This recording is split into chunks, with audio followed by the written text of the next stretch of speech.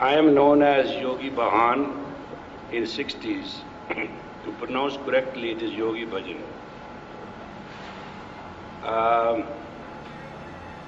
You have come here for help. Actually, you have not come for help. You have to come to here to learn. Where is your spirit? We people of this age cannot talk to you because we do not know your language. These people are all lying and they're going to lie you forever. There is a war between character and corruption.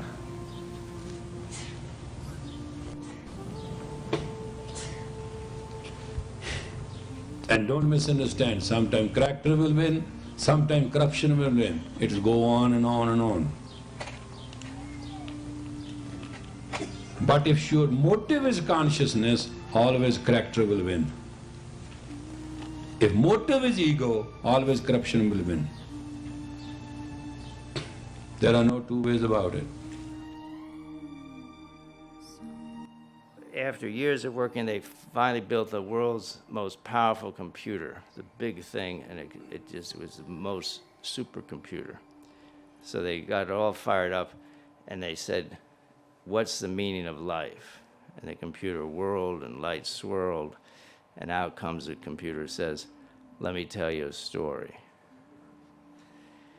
Premka has, her name is Pamela Dyson, is the author of the book, has published a story.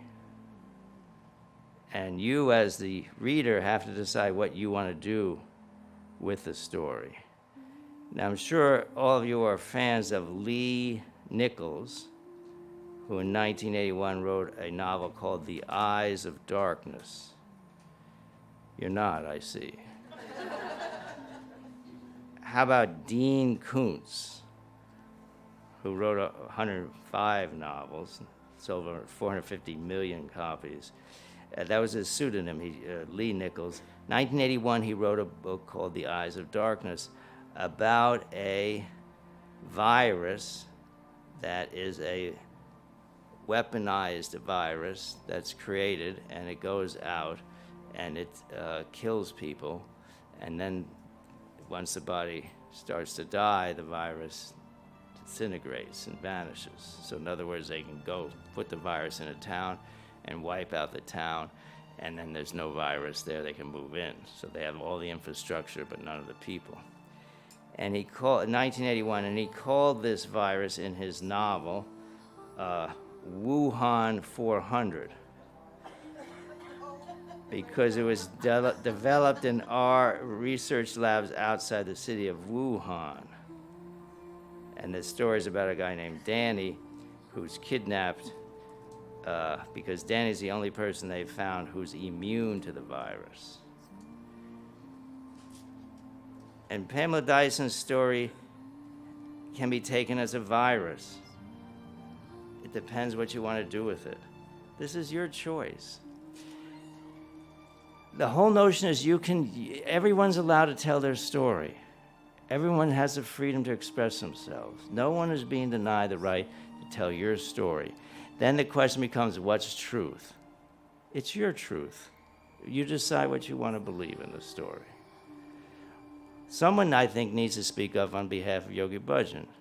She's making claims against him that date back 50 years ago.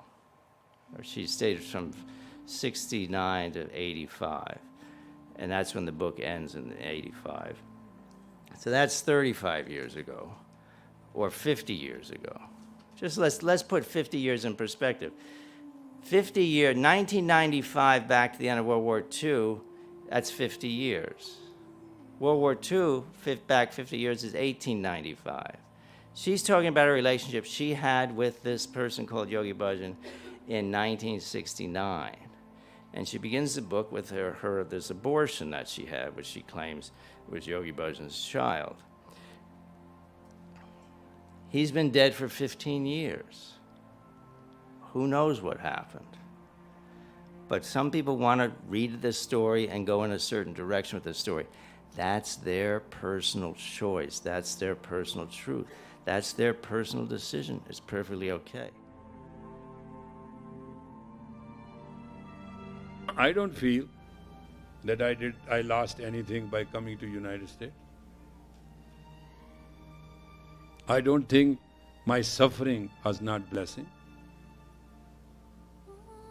I don't feel that every effort to hurt me was not absolutely out of the way.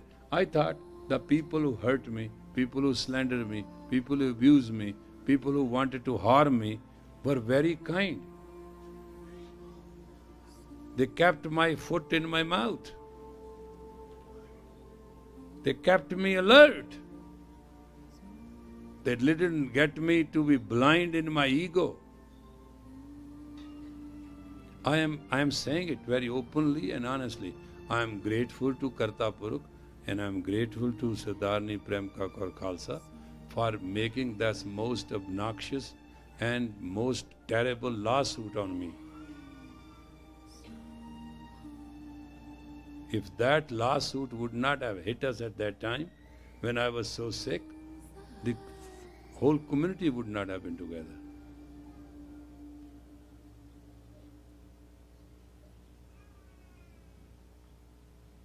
है बादे मुखालफ तेरा शुक्रिया, तेरी वजह से हम परवाज बैठे हैं. Oh opposite wind, thank you. By that grace, we are flying so high. Enemies are not bad things. They are wonderful people. They put the whole thing at risk to just keep you so that you can pray. Because when you are in love, if you do not pray, then in fear you will. There are only two forces, love and fear.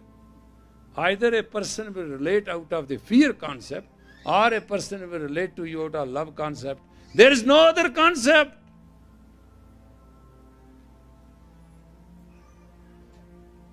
Choice is yours. Every bulb has positive and negative. Filament is you, which is neutral. If there is a light, it has to have negative and positive. The current must flow. Choice is yours, which one you want to touch. Both will give you shock.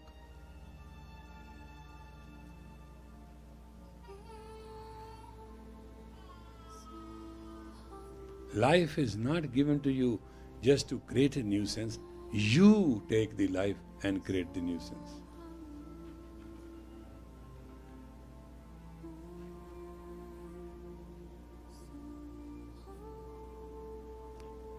You know, you can ask Gurtirath, my chancellor, on oath. He could not make me till the end of the case. Read the complaint.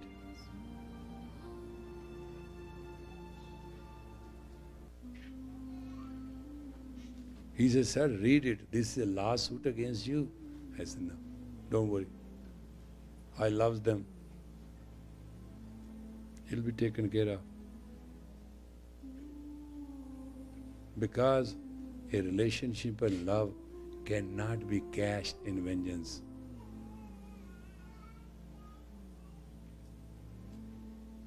I say the lawsuit is against me, against the property, against the dharma which belong to the future of the Khalsa. Who am I? It is Guru's properties. It's Guru's way. Some people will cause trouble and cracks. It will go on. Those who left, they left their destiny. You leave destiny, you fall into fate.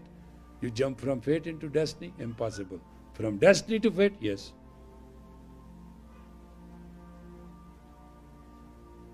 If you give distance to your destiny, you have the right of free will. That's all is called my will, free will, and all that. You can give distance to your destiny.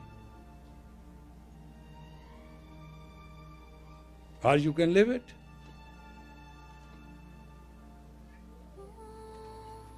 What's not being told is that after Premka is her name, Yogi Bhajan names her Premka, which means beloved, and he instructs her to write Peace Lagoon, which is the English translation of the Sikh prayers. One day I was sitting there and I said, Premka, you got to do some job. She said, what? I said, don't say like that. It's a good job. And I told her to write down a book, Peace Lagoon, and translated few banis in it. Why I said that? In the beginning of the Peace Lagoon there are 2 poems which she wrote in the consciousness of a disciple to master. No disciple has almost touched to that level in English. The highest disciple love letter is written by Guru Arjan to Guru Ramdas, and we call it Shabad Hazare. It was desired to translate all that, because when I read her those 2 poems, the impact of those poems were that I, in my own consciousness, humbling myself before God and Guru, felt very sincerely that Premka, if puts her heart into it, she can translate Gurbani in befitting English. After she prepared all that translation, the rough copy of Peace Lagoon, she asked me another American question: who will print it and why I have done what I have done? I said, just keep it with you, anywhere we go, that's all. So she carried that big bundle of papers with her, angrily annoyed that if this whole work get lost, how can I do it again? And why he's making me to carry? Mind was very devoted, but very doubtful at the same time. Because Pamela and Premka are 2 different consciousnesses, and change has to take place. But things must be done gradually. So what was the consciousness asking for and questioning at the same time were 2 different consciousnesses. So anyway, she carried the book.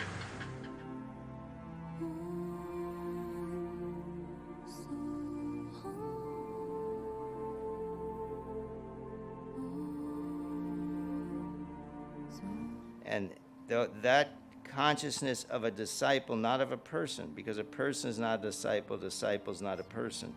So she has the flow of the poet.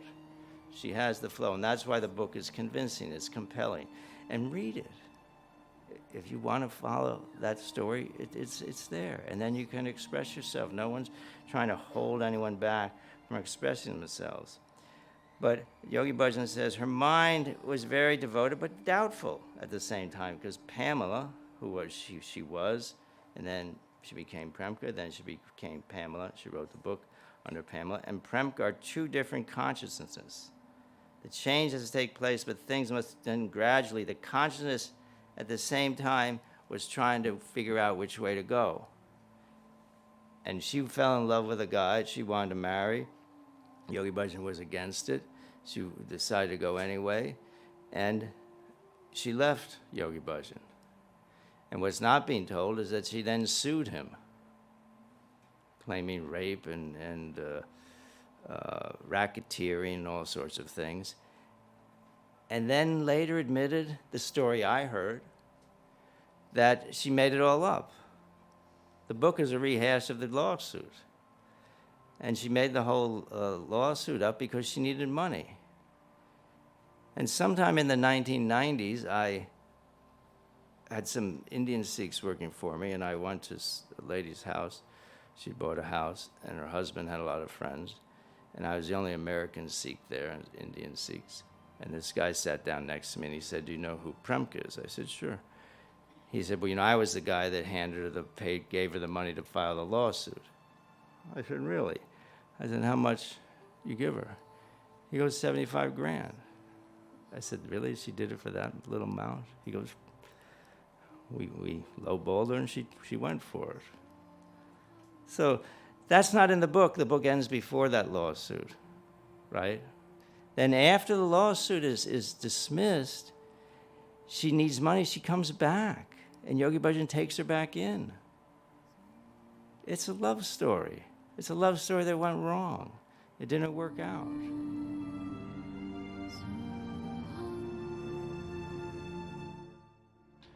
Just understand, 18 years we have been calm and quiet, and slowly there was some leadership which could not be the leadership, they left. They could not deliver the leadership. I mean, so you can make somebody a leader, but it is not essential that they will deliver the leadership. And when they did not deliver the leadership, they had no way to just be the leaders. So they decided not to humble themselves, but to leave. But they are interlocked. You have to understand that. So they couldn't leave. So we always in this 3HO has a dropout center, always, I mean, from day one. And now this dropout center is developed into lawsuits, Now, the flag bearer of this foundation, Sardarni, Mukhya Sardarni Sahiba, Sardarni Premka Kaur Khalsa, this Secretary General, claims in the case, that's her claim, that this dharma is a racketeer. That's her case. And collecting the swand or asking any collection in money is racketeering. That's her claim in the case. And do you know, for all these years, she's the one who was sending the letters? Are you aware of that? You must have received those letters. She was the one who was in charge of it, initiated it, developed it, and worked it. And now she says, I am racketeering. You can't find one letter from my side asking you to pay this one. There's none. And this is a lawsuit.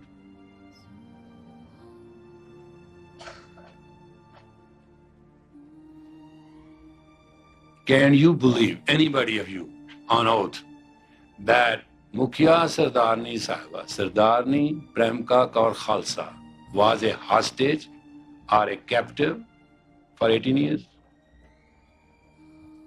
Can you believe it? By any fluke of chance? She's the most traveled individual of her time. She has visited all the ashrams. She was free to do what she could do. But I'm just explaining to you, the impact is lost, but impact is interlocked.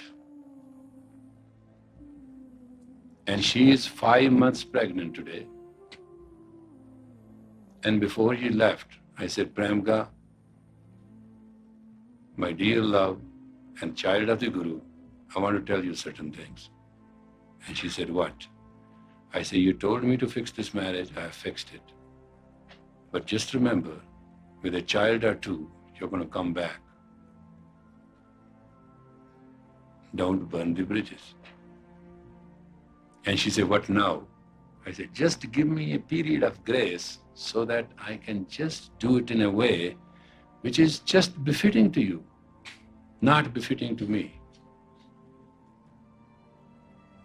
You are not an ordinary person, and you can't do certain things which you are trying to do. What else? I say, here the life is paid. In your world where you're going, you have to pay the bills. And you're not going to like it. Then she told me, God above me, in Guru's presence, you will be proud of me. Here we go. Because the impact is interlocked. It cannot be separated. Love has turned into hatred. Life is turned into misery. Higher consciousness has turned to lower consciousness. There's nothing to it.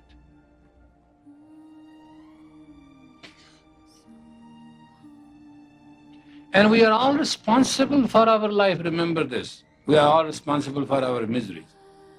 If you want to know, am I responsible for my miseries? Yes. Yes.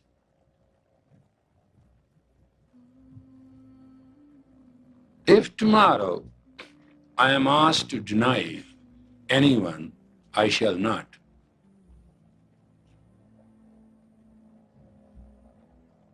And majority of the time, I'm told I'm insane. And I accept it.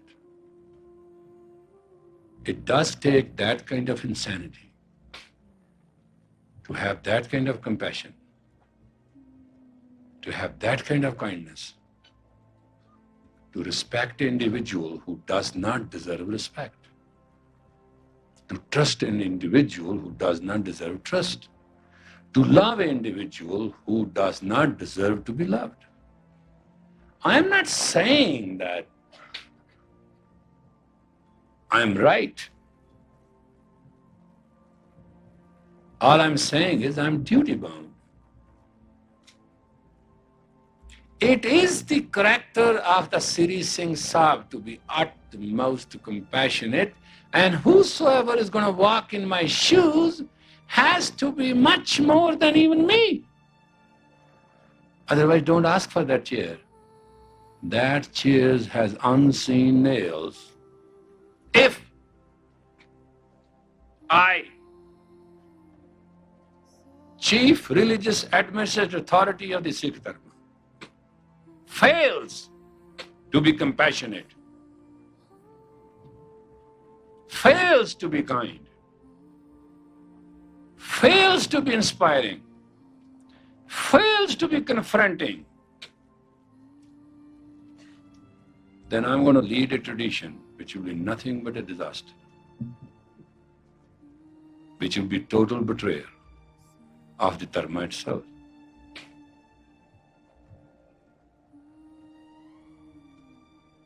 Because with everything, impact is locked.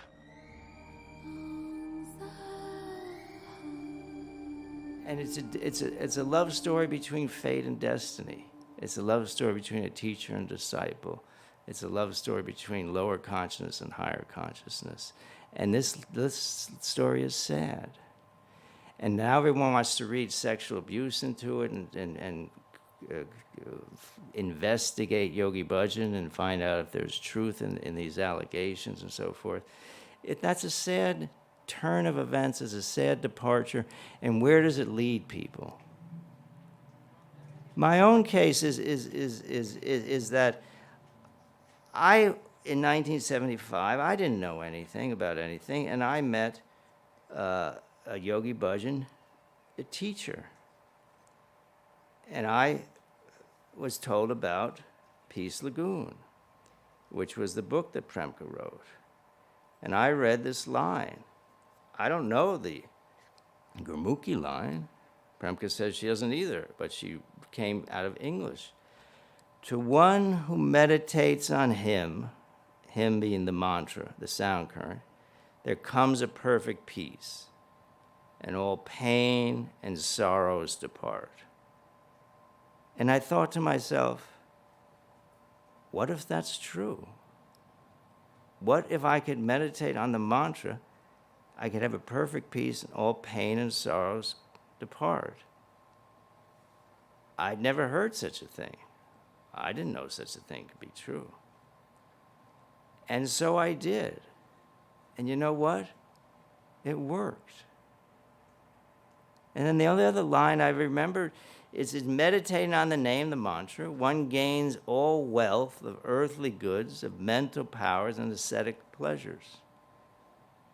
In the illumination gained from the thought of the mantra of him is found all knowledge, all devotion, the essence of all wisdom. I've been inside those two lines for 45 years. And that's guided me.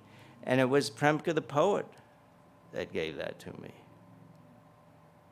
And then she wandered off. She took fate. Every human being, what story do you want to buy? What story do you want to listen to? Which story do you want to explore? Which truth do you want to go look for? The truth that's in the fate or the truth that's in the destiny? Pamela is a story of fate. This white bird in the cage is by Pamela. Peace Lagoon is by Premka. Which way do you want to go look? Do you want to go explore someone's version, someone's story of Yogi Bhajan's behavior, and he's 15 years left the planet, right? And this particular lady already tried to sue him on these grounds and then admitted it was false. That's not being discussed. They want to investigate allegations. Allegations of what? Someone that got lost in fate. That's the tragedy of a human life. If the story is you have destiny and you have elevated destiny, and you can give distance to your destiny, and if you give distance to your destiny, you can fall into fate. So from destiny, you can fall into fate, but you can't go from fate back to destiny. So the interlock remains, but your fate is sealed. And the tragedy of this story is Pamela's fate is sealed. So she's attacked once, she's attacked twice because of the interlock. And it's a sad, tragic love story.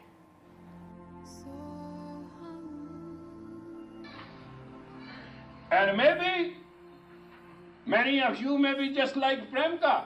For 18 years, you carry the banner. You are the vanguard of the Dharma, and you do not utter a word. 18 years later, you say everything which nobody on the planet, not here or hereafter, can believe.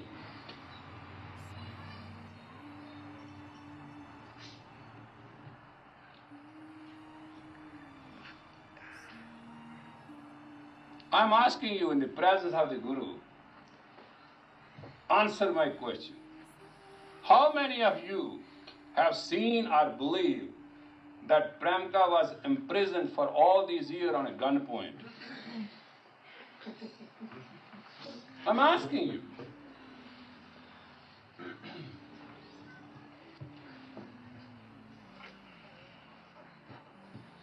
If anybody in the international world can tell me Premka was brainwashed, I will like to become her disciple to teach me that method of brainwashing which she has learned. But just remember, when the mind flips, when the coin flips, then head becomes the tail. It flipped. No, we cannot deal with that. It's a long story. But let us cut it short. After that flip, they have so much anger and pain. What they have lost, gain. Premka claims $25 million from me. Knowingly as a Secretary General, I don't have that. Knowingly when I go before the Guru, I take $1 from somebody.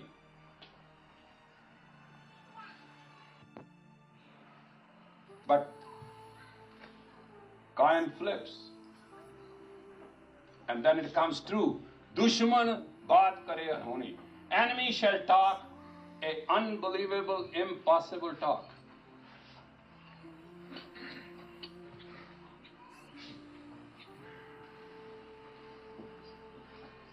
We did not ask them to leave Dharma.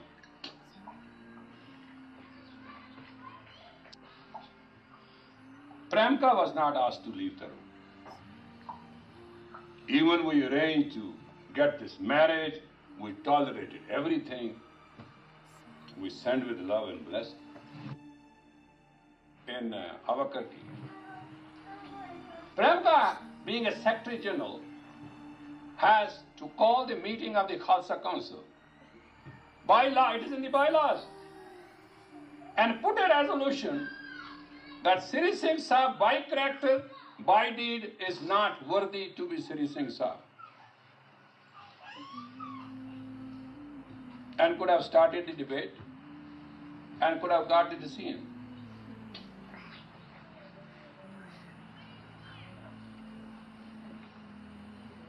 What I'm trying to explain to you, people don't do what they should do or what they are supposed to do. It's a question of from which consciousness you are coming. In your higher consciousness, there is nothing greater than you. And in your lower consciousness, there is nothing worse than you. The idea that we come for sadhana, we touch the Guru, we read the Guru, we listen to the kirtan, we do all that, is that we may not flip. We may keep that balance. We may keep that tranquility.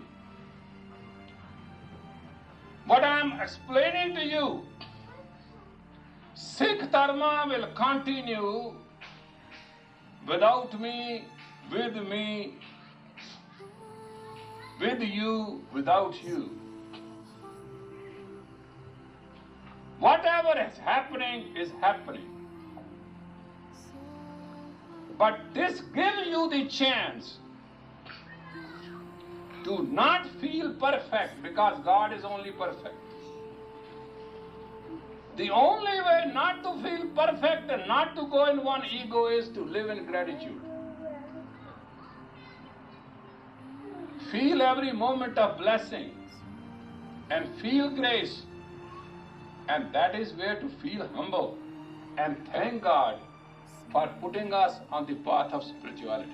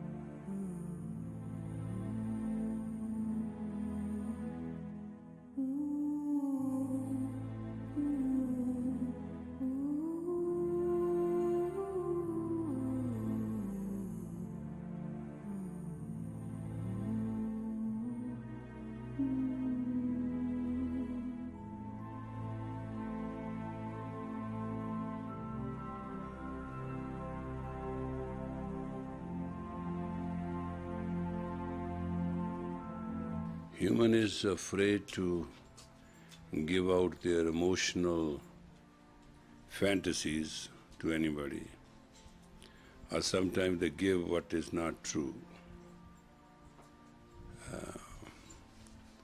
There are about 99 aspects of human life out of 100 which are based on human self-protection, negativity, and are just lies. And you must be considering all you are very truthful people.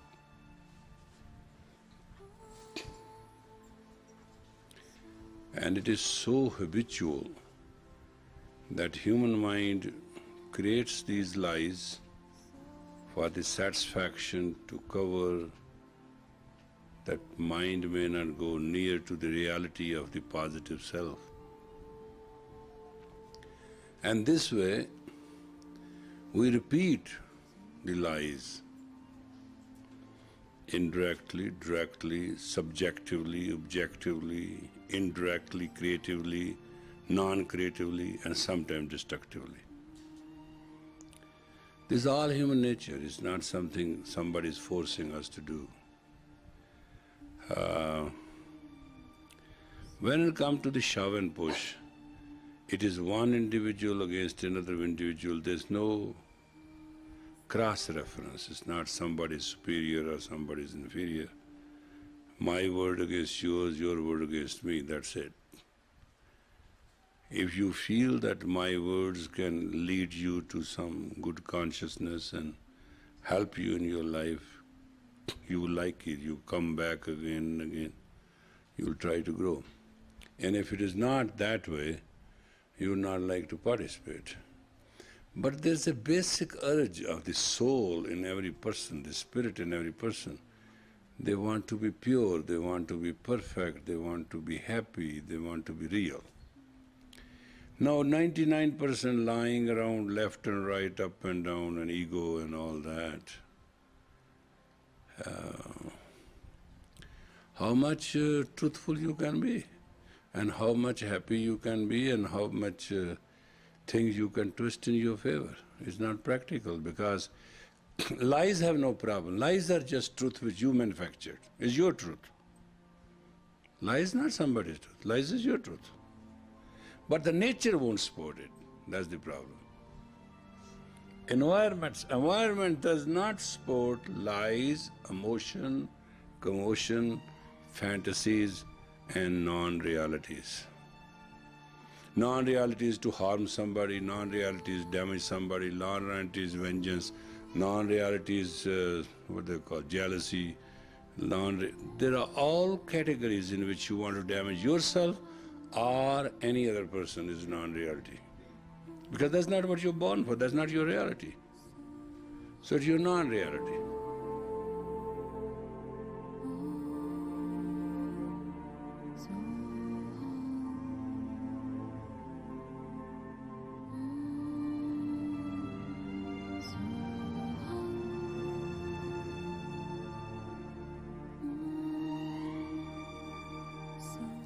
Now, when she was queen of the realm and the secretary general and everything that could be given, she wanted to leave. So Yogi Bhajan was trying over a long negotiation, which she describes all this in the book, trying to work this out so everyone could look good. And we were in Eugene, Oregon, at a tantric course. And Yogi Bhajan had gotten on the plane, and Premka handed me some flowers and said, give it to him. I got on the plane. I gave the flowers to Yogi Bhajan. He took them. He said, who are these from? I said, Premka. He said, I don't want them. And he handed them back to me. And he looked me in the eye, and I saw infinite sadness, the most sad look I've ever experienced before or since. That's essentially, she had fallen into fate. And then before the story broke publicly that she was leaving, Yogi Bhajan came to me in a dream that morning, and he said, I wanted to take Premka to deeper love of the Nam, of the mantra, and she didn't want that. She wanted sexual love. And then he said that this guy you want to marry is not going to be able to support you in the style you're accustomed to, and sure enough, that's what happened, and that's why she had to file the lawsuit, collect the money, and try to struggle along. And then one year, some years later, Yogi Bhajan comes one night to me, and he says, we need to go find her. I'm in the dream space. And I said, who we have to find? He said, Premka, come with me. And we went looking. And we went looking everywhere. And in my experience of that dream, this went on for years and years, and I was getting exhausted, more tired. And I said, we can't find her, we're not gonna find her on this planet, off planet, wandering around almost endlessly. He said, we have to keep looking. But Premka had gone, and we never found her. Finally, he said, okay, you can go back now. So what I spent many years in that dream, looking, and that was the love of the master for the student. That was the love of the teacher and the disciple, or that's the beloved. And you can go into Peace Lagoon, where Premka wrote 2 poems that are her poems, and you can read those and understand what the devoted consciousness is like. And then you can read her Pamela book and find out what the fake consciousness is like. And it seems, because perhaps it's the gift of the poet that's still alive in her, that she has put quite a number of people in a trance who now want to journey into the fate currents looking for sexual misbehavior by Yogi Bhajan that dates back 50 years or 35 years or who knows how long. And a man who's been dead 10 years or 15 years, and they want to do what to his reputation? And those poor people who think that they can paint slander on the walls outside 3HO and Sikh Dharma and KRI, and that's going to say we don't allow slander inside this place, is going to allow people who want to come through the gate? I don't think so. I think that they've gotten essentially bewitched by someone who still has the power to cast a spell, and they're now looking, for all the dirt that they can find under some guise of the truth will set you free. Truth doesn't set you free. What sets you free is the direction you decide to take. Fate is just as true as destiny. One takes you down, one takes you up. You have to decide, what's your story? At the end of the day, what did you do when you came to the planet Earth? What's your story? What was true for you? Did you help build? Did you help improve? Did you help elevate? Or did you help destroy? Did you help negativity? Did you help more pain? Because what's your story? And that's you as the reader. You have to decide what story you want to follow.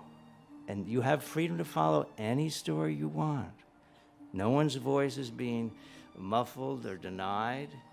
Just tell your story.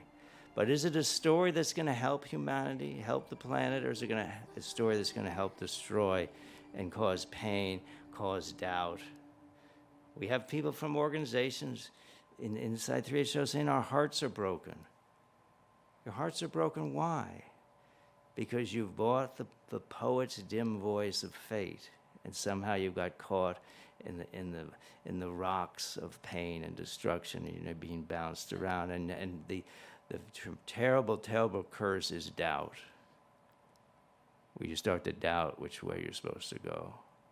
But it's always very clear in your own consciousness which is your destiny and which is your fate. And you have to decide. There's a dark, there's a light, there's a night, there's a day, there's a sun, there's a moon, there's a right, and there's a wrong. And that's the way it is. And which story are you going to follow? Which story are we're going to tell when you leave our realm?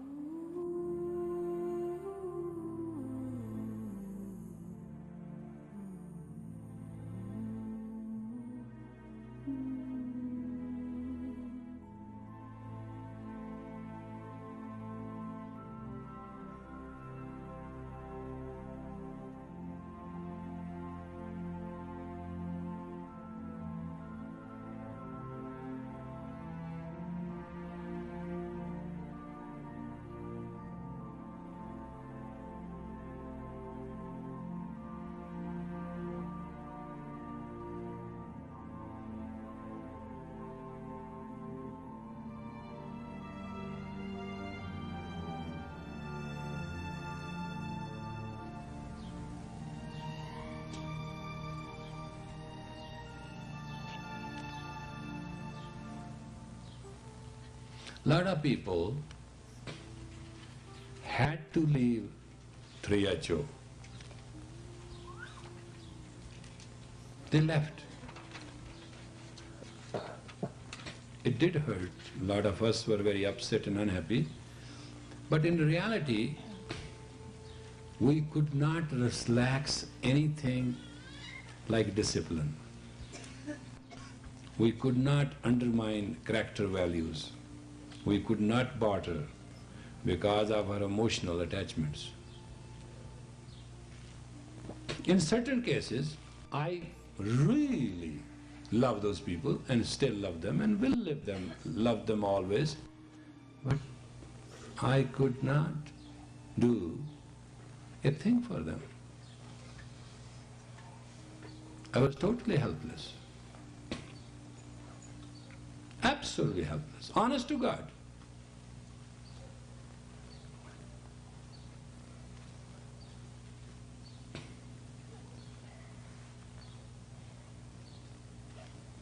Not only I missed them a lot.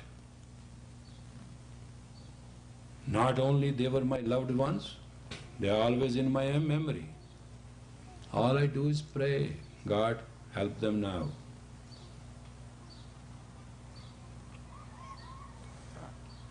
But there should be no misunderstanding that I shall relax any of the rule. Because in my consciousness, teachings have to be kept pure. People may be pure, may not be pure. Teachings cannot be polluted. I shall not add a thing, subtract a thing.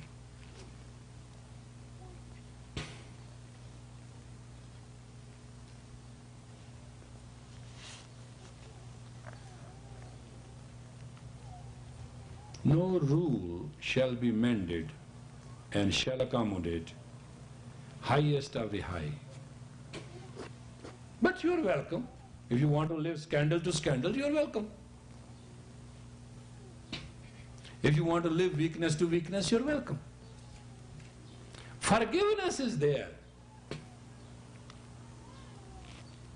But we won't forget your mistakes, because we are responsible that you may not commit them again, again, and again. You must understand, God may forgive you, Mother Nature won't.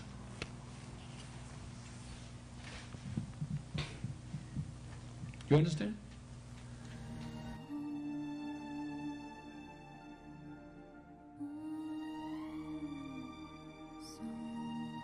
It is going to work on your this area, the rib cage, the heart, and your magnetic field and your beats and God knows what.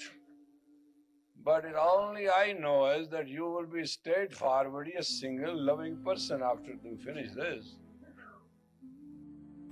This life is a gift. You have all earned it. I cannot give you life, I cannot take your life. But I can add to it if I can. If I can't, then please ignore it. In my last 25 years in the United States, I have passed many odds. I have gone through many experiences. But one thing I always know, each man has the right to be himself and herself. If love of the spiritual teacher is in your heart, God is bound down to love you and liberate you. Any person who loves his spiritual teacher becomes bodhisattva. So united in love, so united with God, so united with consciousness, so united with Chardhi Kala.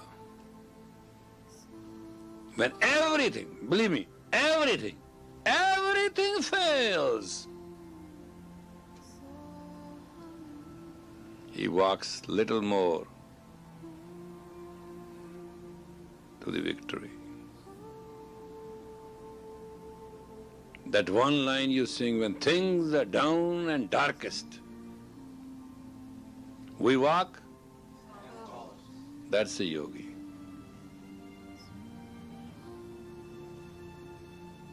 We die before we, that's a yogi. There is a character, commitment and criteria. There is an abstract and there is a value. You do not enjoy this life, my dear friends. This life is very precious.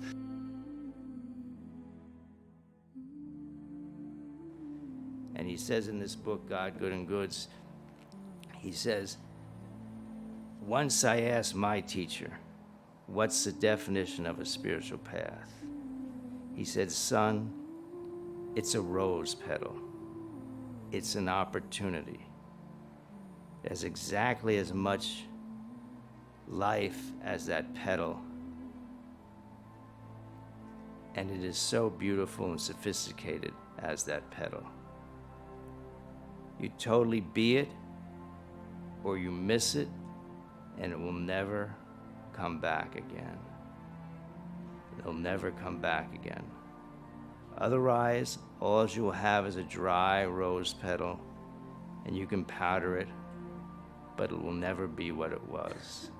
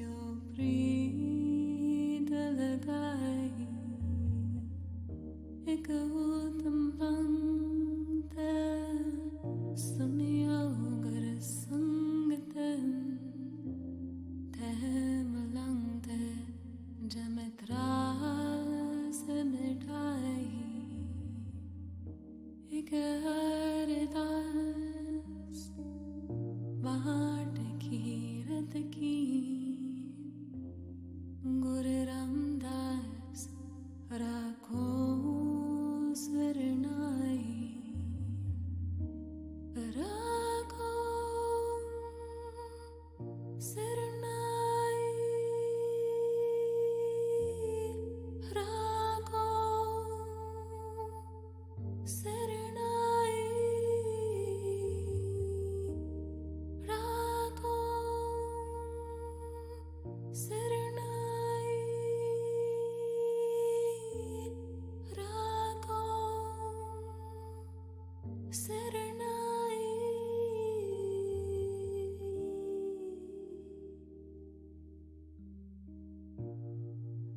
Rakho